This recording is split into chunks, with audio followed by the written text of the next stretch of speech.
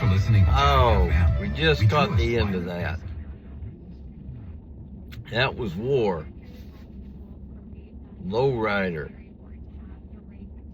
So I was going to play it for you good, but I only got a few seconds of it. But anyways, let me turn that radio on down and we'll get out our weed here. I'm going to tell you a little story. The title of this one's going to be called Falling in Love, okay? Hopefully we all get a chance to do this in our lifetime. I've probably had more chances than most, and this is one of them, the story I'm going to tell you. I'm going to get really good and stoned because this story starts back a ways, but it started, the memory hit me today. So, and I remember I went through everything about the whole, I call it 2 weeks. But anyway, let's toke up here a little bit. I will tell you about it. A Thai girl with a student visa that was expiring in 2 weeks before we met.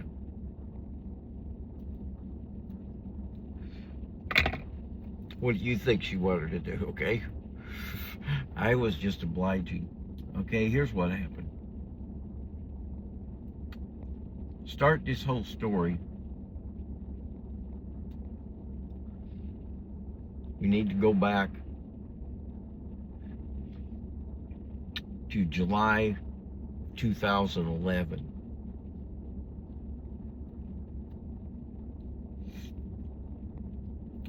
I'd bought in 2010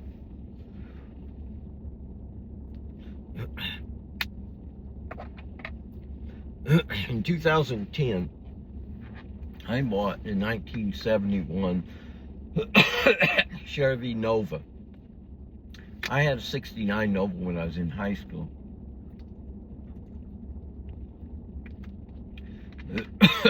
I wanted to have a 4-speed manual. So this time when I bought one with a 4-speed manual transmission. 283, little 283, boy, it sounded so good. Most people thought it was a big block because it had these big Flowmasters and 2-inch exhaust, and it was just a 283 old truck motor, 4-barrel carb, of course, and headers, but sounded great. Okay, I was decided, when I bought it, I said, you know what I'm going to do on my bucket list is take a road trip in a muscle car. So, I started asking my friends and whatnot about if they'd be interested in going with me. And, well, after basically everybody said no, I think my brother kind of felt sorry for me, so he said, I'll go with you. So, me and Kuya, I call him Kuya, but that's just older brother in Thai, or Tagalog. I'm not sure what it's in Thai, but this short story is supposed to be about Thai girl, right? But we're back in 2011, July. My brother came out and visit. I don't know how long he was here, but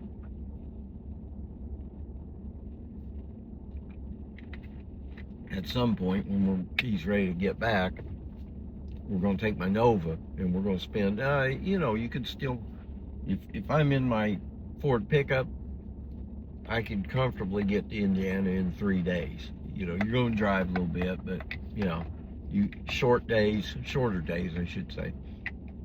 If you get slowed down in an old car, maybe you can add another day or two onto that. So still, it's only 4 or 5 days, not even a full week. And I thought, that'd be a good trip. And so while we're talking about this and that, we're on our trip, cruising down there I wanted to stay out of the mountains, because I wasn't sure my car was, how it would handle big mountains. But yeah, it turns out that little 283 climb about anything.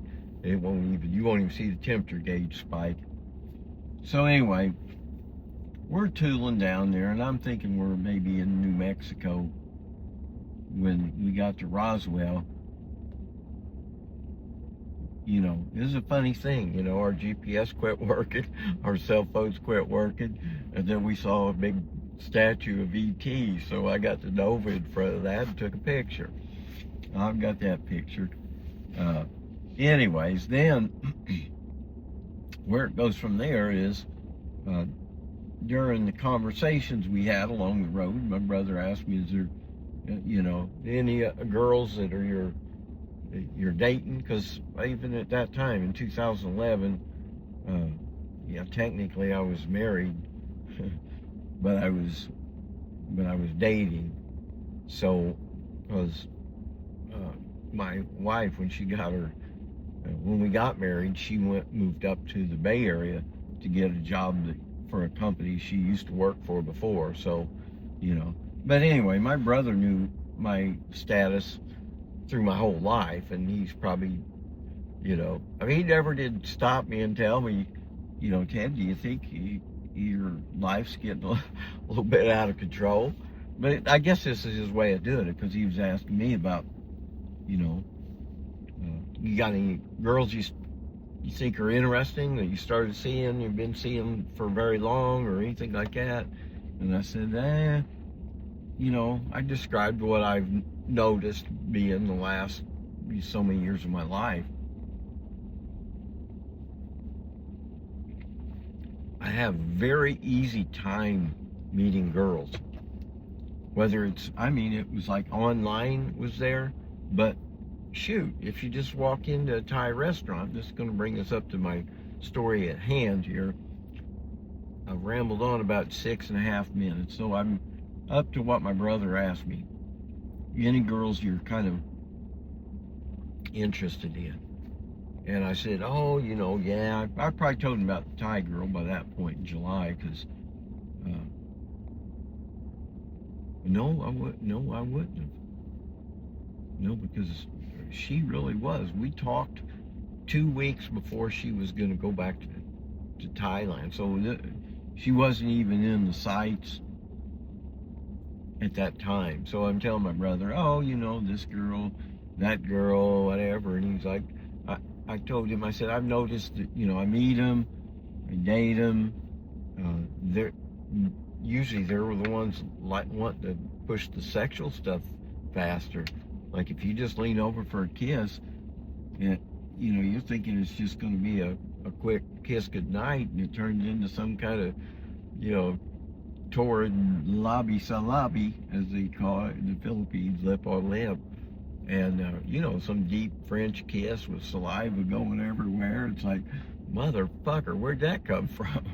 So you carry it on through, and it usually ends up leading in sex. What I noticed was about, on average, I don't know, but it's probably not more than 3 on average. 4 at the very tops. 4 dates with a girl, almost any girl. Or let me just clarify that. 4 dates with over half.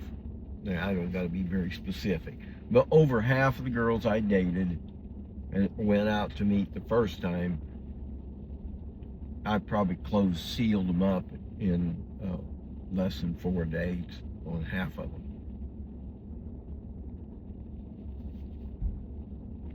Now, your average guy that's got a fucking 9-to-5 factory job, or, you know, office job or something, he probably doesn't have the kind of money to go spend on a girl every night, you know, because it's you know, it's a better bargain than it is today. We get gouged on everything today, but still, you know, you're going to spend $20 on going out to dinner back then. And I was a building contractor, remodeling kitchens, especially in the heyday, before the 2008 crash. But heck, I recovered quickly, and I made my way back up to the top in the next few years after the crash. So anyway, my brother said, you made a comment about, don't you think it'd be would it be nicer if you slowed down a little bit, got to know some of these girls, and you know,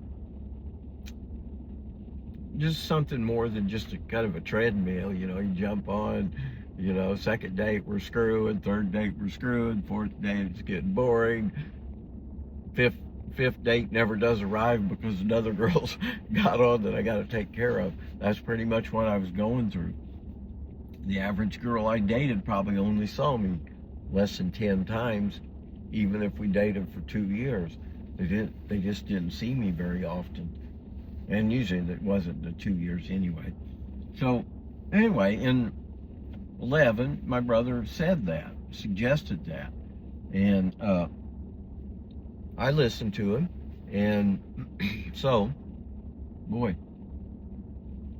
that's a whole nother story, what happened after that road trip. This is just going to be one channel, okay?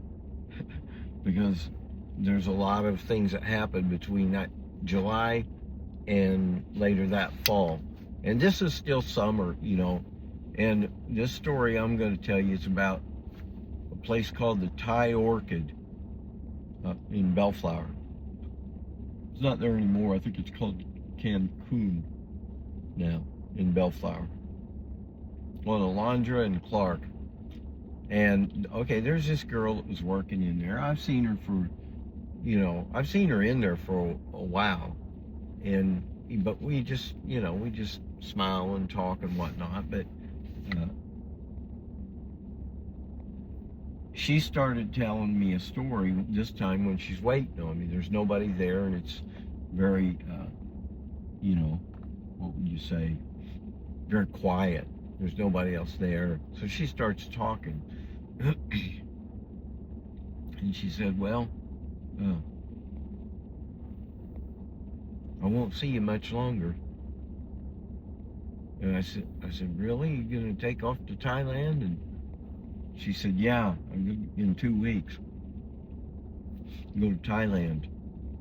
And I said, well, that's good. Is it just a vacation or what? And she said, no, my student visa. These girls were mostly on 5-year student visas, Thai people. I don't know why. You know, but every country has a different story. Thai's is 5-year student visas. So I said, oh, well, you can marry an American guy and stay here. And she's like, oh, yeah.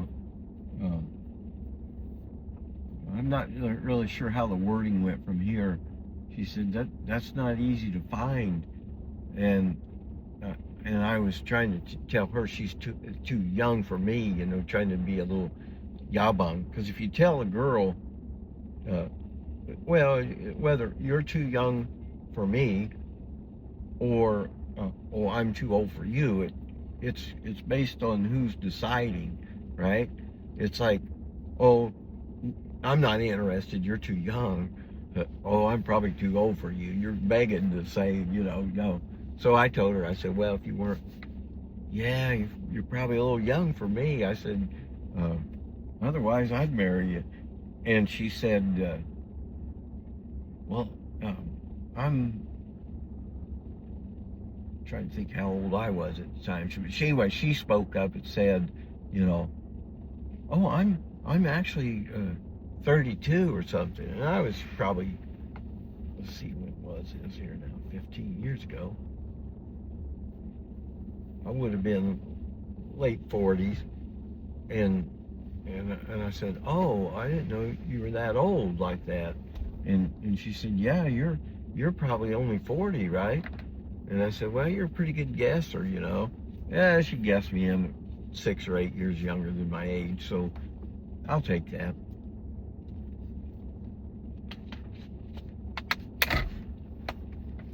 So I said to Jane Jira, that was her name, that's her Thai name, Jane Jira. Pretty name. Yeah, so anyway, let my mind wander here. Jane Jira. So anyway, I said, before you go, you know, let me take you out to dinner one night or cook for you or something. So, you know, I think it was probably even that first night. Like, or maybe that night was the party. I think she invited me to the party at the Thai place after they closed. She said after 9 o'clock we're gonna close at 9, and then we're gonna have a party until, you know, 11 o'clock or midnight or whenever, you know. Oh, a lot of those immigrant communities, they'll have parties that run on till 2 or 3 in the morning. The way us Americans used to do. I mean, them Amish parties, they didn't end until, I don't know, 3 in the morning or something.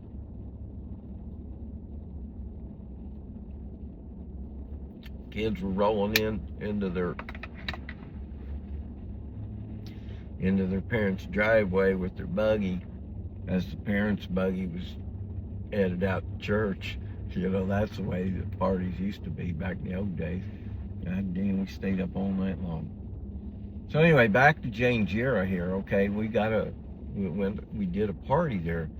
They had a party there, and I noticed there's this other older guy he came in and she hugged him and everything, and I thought, okay, maybe this girl's one of them that's just got a few friends, or maybe they're just friends or something, you know. Maybe that's all she's wanting, is just somebody to talk to or whatever. So anyway, I think she walked me out to my car, and I don't even think I tried to kiss her or anything. And she said, ask her about the next day, and I think she was off that day because we met during the daytime.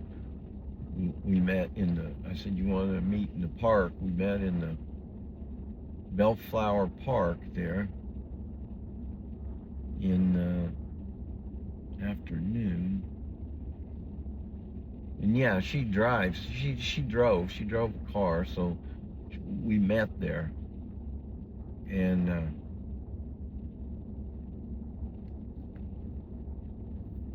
that's the first time I held her hand when we got up off the bench to leave.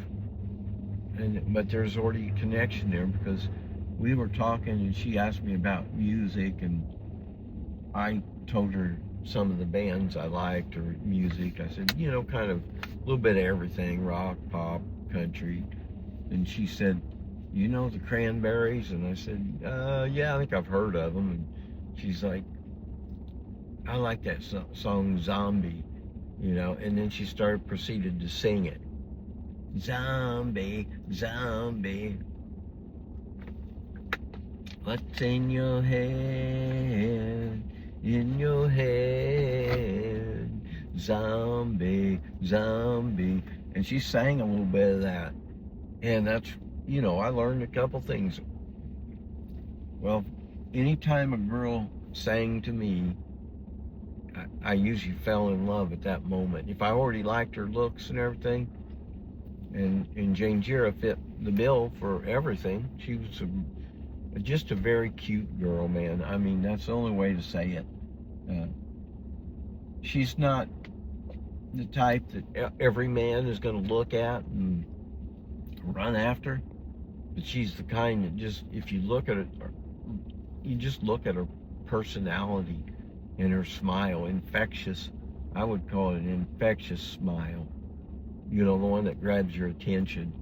And then when the girl sings to you, it's out of this world. So then the next step is that when we got off of that park bench, I decided I'd grab her hand, and she grabbed my hand too. And well, there's never a better feeling than that. Then you already know you're going to be, well,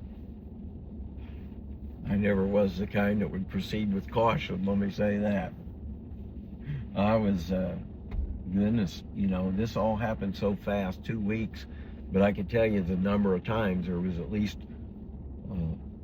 I'd say twice at my house when we did it, that's when I noticed Thai girls will take off their Buddha necklace and put it behind something, like she put it behind my clock, my digital clock, so that the Buddha necklace is not visible from the bed and vice versa, And I thought, well, that's interesting.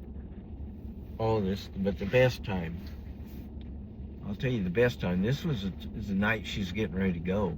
She's gonna fly. She's gonna fly out at, like, I think maybe midnight or 2 in the morning or something. She's gonna leave Bellflower to go get her flight to Thailand. And she said she wanted to see me one more time. And boy, this was a foggy ass night, I'm telling you. She didn't get off until 9, or maybe this has all happened around 9:30, 10 o'clock at night, something like this. She said, when you park, here's the address. When you park down about 3 houses on the same side of the road. That's what the house is. And then text me. And this is the summertime. This is how a summer should be, okay? Summer love.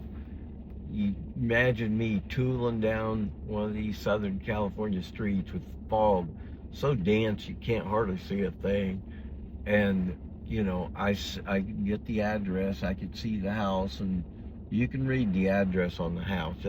But not much more than that. So I went down a couple houses and got me a parking spot. Then I texted her, and she texted back, said, okay, just wait a minute. And I see her come out there. I could just barely see through the fog. And I thought, there's somebody there. So I saw her. I ran up there to her, and she says, let's go inside my room, but you're going to have to sneak in, okay? Because my landlord is there in the living room.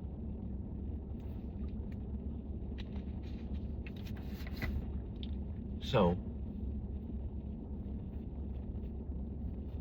she takes me up to the house, opens the door, and quietly sneak in. I look through the hallway there to the living room, and I could see the guy laying in the freaking lazy boy. And she said, oh, he's asleep. And I thought, well, it could be a case where he's just asleep and all. And he might see me. I don't know. She's the one that's going to get in trouble. So, anyways, I got past him, and we went to her bedroom, and I think because she'd been working all day and everything, she wanted to kind of freshen up before we obviously going to get down to business one last time before she leaves. So anyway, she went in, took a shower and whatnot, and came back in there. And like I say, summertime, September 2011. I mean, it was just a good time, and we made love for, I don't know how many times, but at least a couple, 3 times, and it lasted for the full 2 hours till she had to actually leave. I said, okay, I'll let you go. And that's love. It didn't last long, but I'm glad I had it. I'm glad I had Jane Jura in my life. She's a very optimistic girl. Yeah, she's a really nice girl. So anyway, that's my story, and my point is, what's my point of the story? I'm not sure there really was a point. This was just a slice of my life, okay? Oh, and then what else happened? That's what we got. We'll go back to that road trip. Uh, I'll give you another story next time on falling in love. And that happened in the same time period as Jane Jira here. All right? I'll talk to you next time. And if the girl sings to you, there's nothing wrong with falling in love with her. We men fall in love in less than 3 seconds, okay? That's how it is. So women, you know that. Put that in your pipe and smoke it, okay? You can know that, women. If you can get a guy, if a guy's if he's interested in you and you're interested in him, sing for him. All right? Peace. Take care. God bless.